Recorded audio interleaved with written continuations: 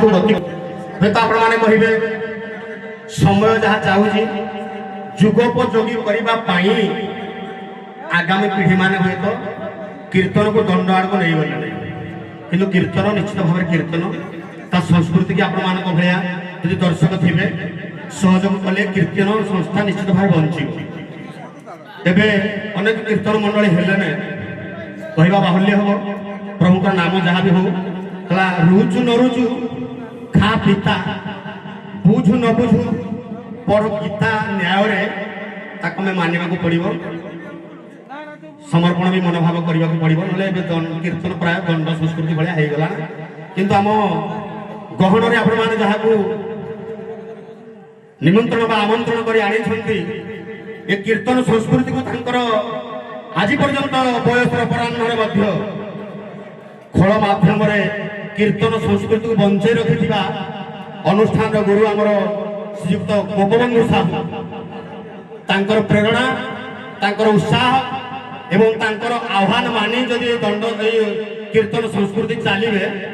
मु भावुची तो कीर्तन संस्कृति निश्चित भाव आग को जीव आपण मैंने मनोरंजन करूँ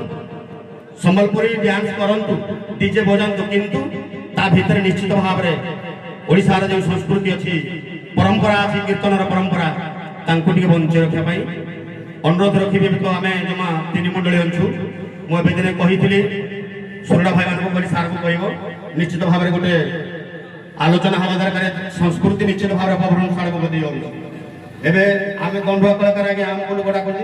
कीर्तन कहते दंड गाँव आम रोक ठोक कहूँ दंड दंड कीर्तन कीर्तन किंतु लोक अच्छा काली आम जाइए संपूर्ण आरंभ जोगी बाहर शेष पर्यंत मु खुशी जाइए कलाकार को अनुष्ठान वाला को कहली कहली भाई एत बाट गलाने जो कलाकार भाई आम नाम कर कह जाने जुगियाणी के डाक जे आम पिले दिज जुगियाणी की बाहरी पड़े से भाई जनक भी सतर भाव जाए कान तले कहले बाबू जुगियाणी की डाक जे पटू बाहरी आम पटे जाए बेसर नी मोर समय होगा ड्यूटी ड्रेस छिड़ा बाहर देख से मत डाकिला मुझे जीविनी से जाए आम पिला कान तले कहले क्षीर दशहरा कहते दुई जन जुगियाणी बाहर तुम से डाकिले मुझे हे प्रभु मुई कहवाटा मोर भूल है तेणु ये संस्कृति ये आड़ को गलाने तेणु कीर्तन माँ मान कीर्तन कीर्तन करवा भाव भक्ति कला भाव न थाई भजन प्रभु को निंदा बास न थाई चंदन पन को निंदा तेणु भाव गीत गाइबा दरकार भाव भजन हवा दरकार तेणु गोटे जगन्नाथ भजन प्रभु को निमंत्रण करवा